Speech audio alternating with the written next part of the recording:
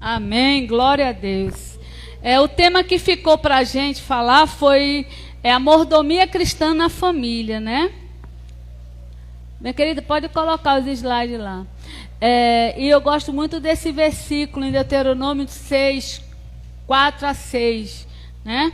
Shema, ouve, ó Israel, Yahvé, o nosso Senhor, é o único Deus. Amarás o Senhor teu Deus com todo o coração, com toda a tua alma e com todas as tuas forças. Que todas estas palavras que hoje te ordeno estejam em teu coração. Amém, querido? Então, meus queridos, o que é família, né?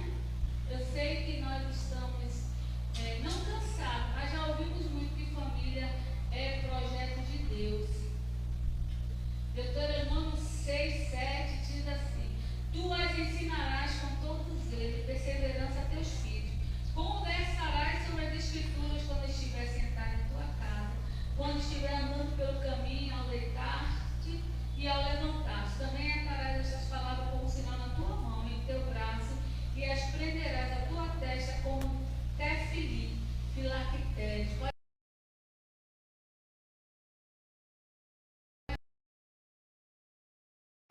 Ele deixou para Adão e Eva, para homem e mulher, responsabilidade. É o que nós chamamos de mandatos, né?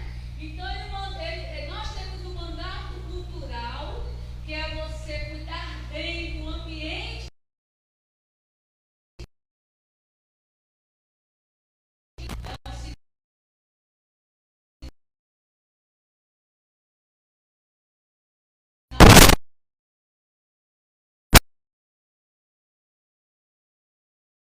Relação com Deus, com o reino de Deus, e o mandato social, que é com o seu semelhante. Eu acredito que quando falamos em tudo que ele fala de mordomia, é você cuidar daquilo que não é teu.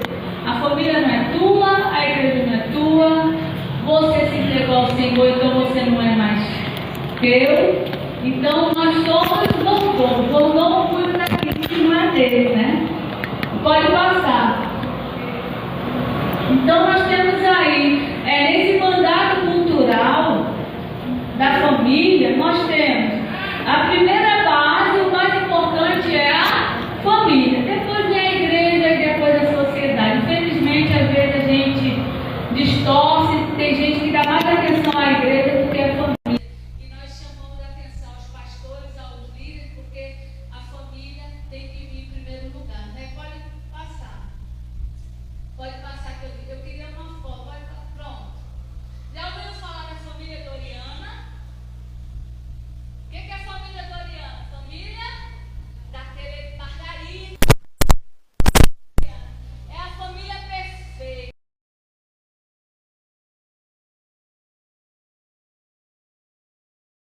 A mulher muito bonita, o homem arrumadinho de terno. É a família que nunca teve problema, a família que representa o estereótipo do perfeito.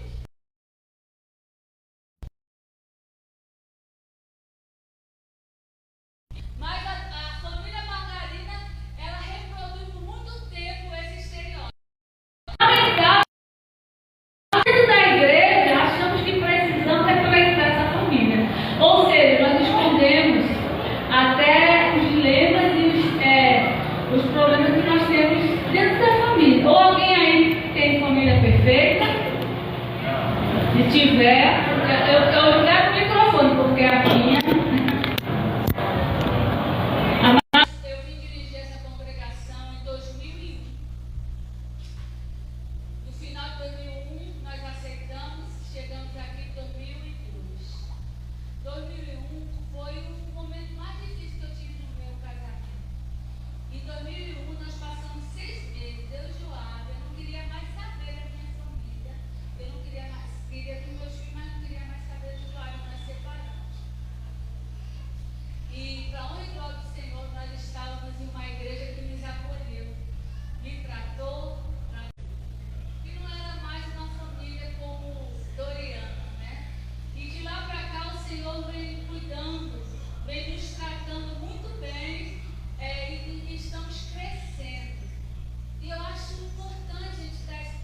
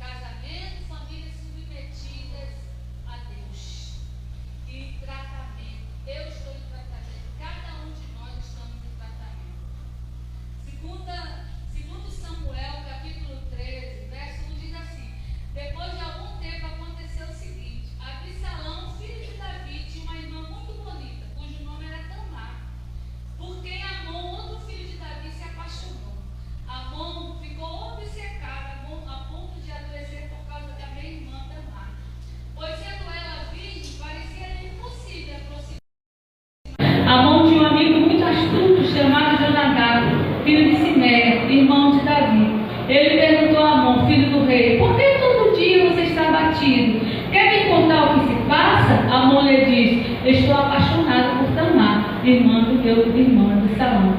Deite-se na cama e finge que está doente, disse Jonadab. Quando seu pai vier, visita-o, diga-lhe: permite que minha irmã Tamar venha dar de comer. Gostaria que ela preparasse comida na minha presença. Assim poderei vê-la e comer das suas mãos. Amon aceitou a ideia e deitou-se fingindo-se doente. Quando o rei foi visitá-lo, Amon lhe disse: permite que a minha irmã Tamar venha e prepare 2 bolos na minha presença, e assim eu como das mãos dela. Davi mandou dizer a Tamar no palácio: vá à casa de Amon, seu irmão, e prepare algo para ele comer. Tamar foi à casa do irmão, que estava deitado. Ela pegou a farinha, amassou, preparou os bolos na presença deles e assou. Depois pegou a assadeira e lhe serviu os bolos, mas ele não quis comer. Tirem todos daqui, ordenou Amon, e todos saíram. Então Amon disse a Tamar: traga os bolos ao meu quarto para que você mesma pudesse comer. Tamar levou os bolos que havia preparado ao quarto seu irmão Amon. Mas quando ela se aproximou para servir, ele a agarrou e disse: deixe-se comigo, minha irmã. Ela, porém, lhe disse: não, meu irmão, não me faça essa violência. Não se faz uma coisa dessa em Israel. Não cometa essa loucura.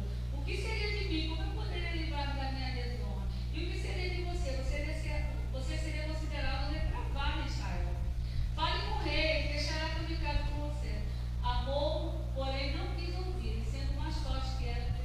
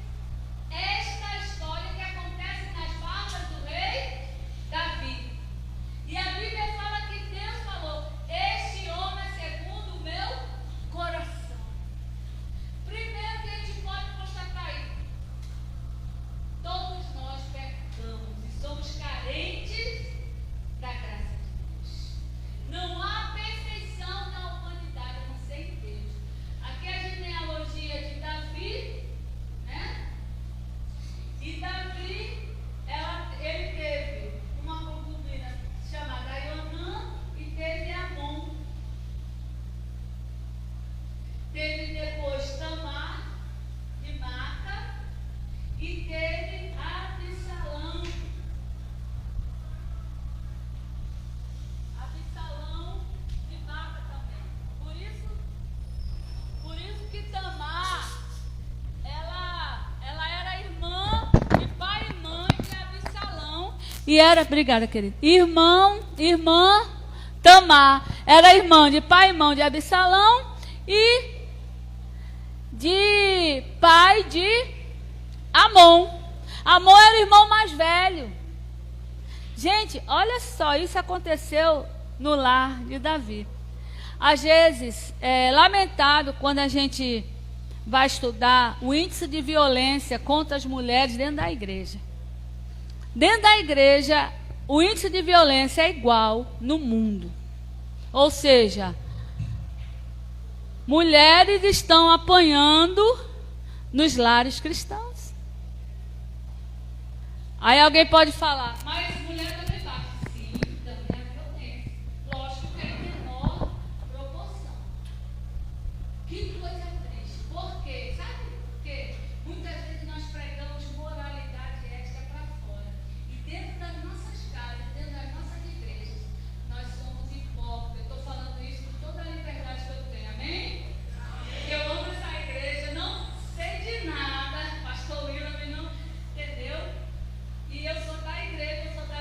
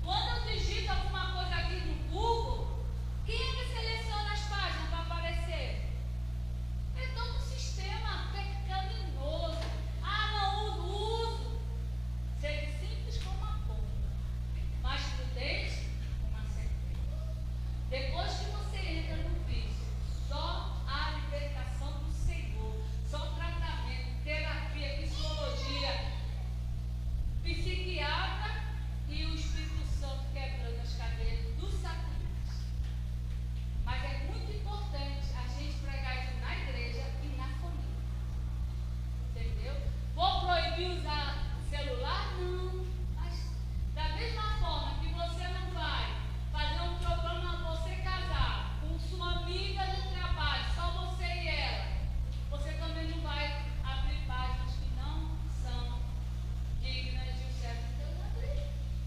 Curiosidade, lembra como é que Satanás induziu Adão e Eva a pecarem? Foi sutilmente. Isso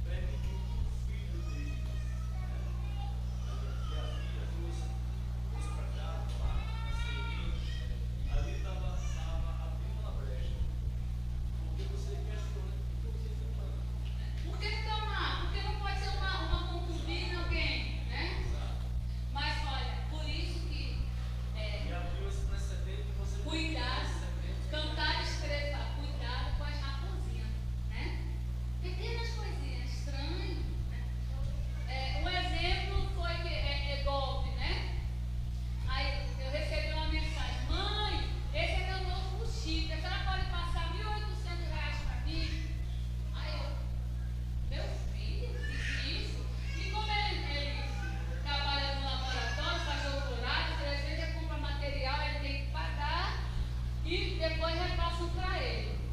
Mas eu fui pelos detalhes, falei, Caio me critica, porque eu tenho não sei quantas contas no Google, que vai enchendo uma, eu vou abrindo outra. O Caio, eu tenho, se você abrir o Instagram e esquece a senha, agora eu não faço mais isso não. Mas aí eu comecei a abrir o Instagram, eu tenho um monte de Instagram, mas eu tenho um que é oficial. Aí eu tenho 3 chips de WhatsApp. Já? Foi só de caça por isso. Mas eu uso 2. Aí Caio só falta me matar. Eu mais Caio, esse é outro chip. Mãe, agora esse chip meu. Esse chip vai ser pra. Como é? Esse chip vai ser pessoal. Aí, o detalhe que eu conheço do filho, ele ia validar 2 chips. Aí depois eu ainda pensei assim, mas Caio, você com 2 chips, aí eu falei, mas o seu não é iPhone? E iPhone só é um chip. Aí eu fui nos detalhes, né? Ou seja, nem eu tinha para passar e não passei. Mas eles pedem isso, e daqui a pouco você passa R$500. Nos detalhes, né? Então, por isso que é cuidado com as raposinhas. O que aconteceu? O reino, a maior ameaça do reino de Davi foi de Absalão. Quando já estava no final dessa guerra, Absalão já estava perdendo. O Davi falou para o seu servo Joabe, que não é meu marido: Joabe, traga Absalão, pega Absalão preso, mas não mate. Aí eu pergunto a você: foi obedecido? Joabe já volta a vida com o Absalão, que já tinha dividido o reino todinho. Joabe chateado, porque Joabe era considerado como filho de Davi. O que ele fez? Primeira vez que ele viu Absalão, o que ele fez? Matou Absalão. Tudo isso aconteceu na casa do rei Davi. Vamos falar do adultério de Davi. Davi mandou a esposa, o esposo de Betseba ir para a frente de batalha. Mas é interessante que Deus fala que Davi é o homem segundo o coração de Deus. Mas Davi tinha uma coisa que eu admiro muito, e o que o cristão e a cristã deve ter: um coração quebrantado, um coração moldável. Ele nunca, eu não fiz isso. Quando o profeta foi confrontar Davi com adultério, Davi baixou a cabeça e reconheceu. Está vendo que Deus sabe que nós não somos perfeitos, mas Ele quer um coração maleável, um coração que peça perdão ao filho, que o filho peça perdão ao pai e à mãe, a esposa peça perdão ao marido, o marido peça perdão à esposa, porque nenhum de nós somos perfeitos, mas o pecado ele tem que ser confrontado.